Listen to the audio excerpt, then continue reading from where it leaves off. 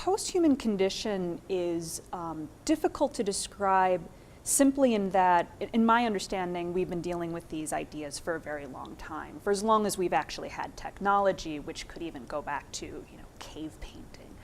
Well, the definition of the term post-human is, of course, not that simple, in the sense of that there is not one definition that everybody believes in. And also, if I look at it from my perspective, I don't see, and that kind of comes to maybe my definition, I don't see the post-human as some sort of ontological entity, in the sense of that we are becoming post-human. So now we're human, and then we're changing, and we become post-human. It's important for us to go back to Catherine Hale's book, How We Became Post-Human. And so in that book, she talks very specifically about how the post-human condition, or the idea of the post-human, is based on this fallacy that we could separate information from its material substrate. The post-human condition for me today has to deal more with our understanding of the environment and of community and our relationship to it, the systems within it, than it does to do with some sort of post-bodily manifestation of humans. We are actually just one small part of an entire system. And so that's really post-human. I mean, thinking of our narrative as not just being human-centered, but outside of the human as well. Post-humanism might be a tool for us to reconsider the way we treat other species and the way we consider machines. Donna Haraway wrote the Cyborg Manifesto in 1984. So in 1984, she's saying the boundary between humans and machines is thoroughly breached. We see ourselves increasingly as being like cars, upgrading ourselves so we can live forever.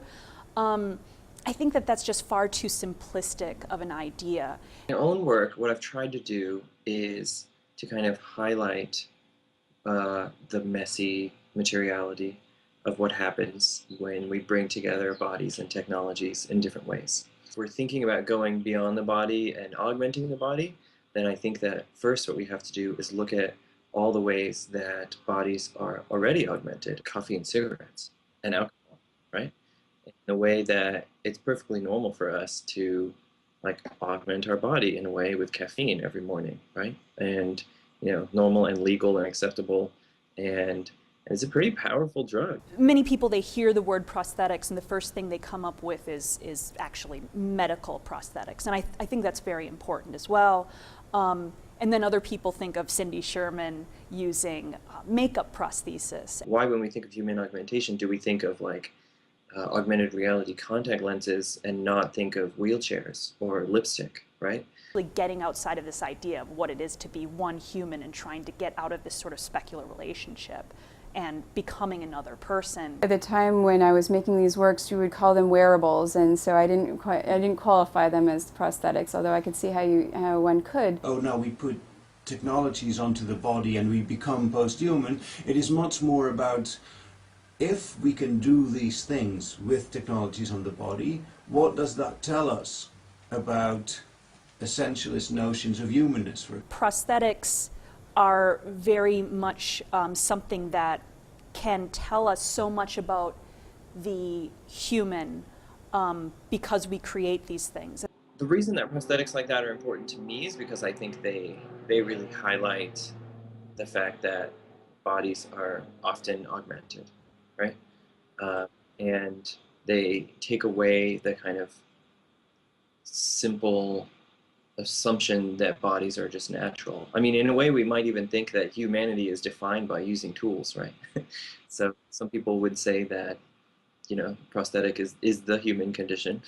The way we use technologies, the way they extend our bodies, the way I see it, and I think if we look around us, it's quite obvious, do not lead us to a world that is beyond ideology or beyond sexism, beyond racism, speciesism, etc.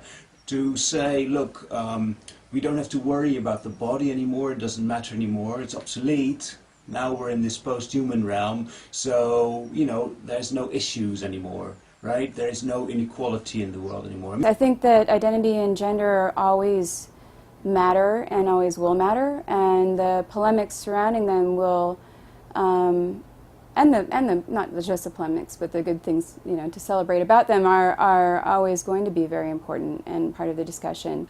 I definitely think that there's a gender component in terms of technology. This idea that, okay, the printing press was invented and then people used it to do this and that, and because the printing press was such and so, it was more appropriate for some people to use it, those with muscles, because they were quite heavy machines, rather than women who don't. Well, let's have a look at this. How necessary was it actually that these printing presses were so heavy? Is there not something else at work here? Have these technologies not also been designed to continue or to kind of perpetuate certain hierarchies of power that were in society already?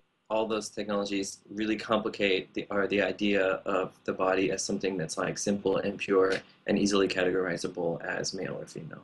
And the gender question I see is much more playful in younger generations, especially within the Facebook sort of social networking era. I mean, identity is so elastic. People are not just having this sense of elasticity with their own identity, but they're actively trying on different identities. That in the end, a lot of these discourses are about taking the body we have now away from the cultural discourses and practices that we are embedded in. Take into account all the ways that people are oppressed based on their bodies. So to take into account like racism and gender and, you know, ability and sexuality and all the ways that those things already exist and bodies are already classified and categorized as either valuable or non-valuable based on how they fit into these categories. What happens when we get to an argument about whether a person is a human anymore?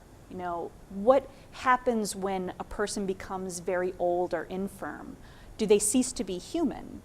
If a person becomes brain damaged, do they cease to be human?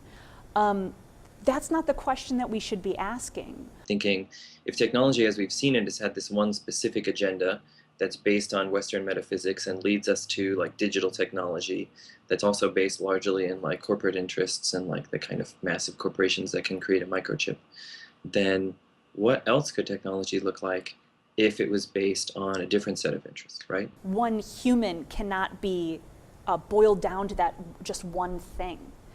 I think that we've gotten beyond that, and I think that that's part of what makes the post-human actually post-human.